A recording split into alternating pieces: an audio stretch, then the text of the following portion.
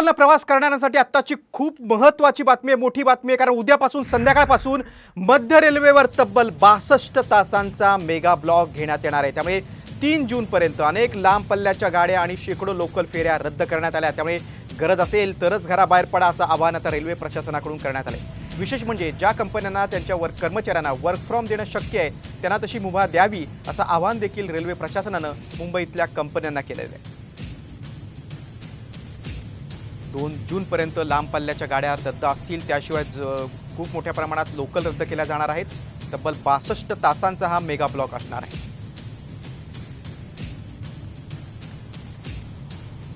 बघा किती गाड्या रद्द होणार आहेत आपण पाहूया ग्राफिकच्या माध्यमातून। बघा शुक्रवारी 31 मे आणि 4 लांब पल्ल्याच्या गाड्या रद्द होतील, 187 लोकल रद्द होतील। शनिवारी 1 जून रोजी 37 लांब पल्ल्याच्या आणि 534 लोकल रद्द होतील।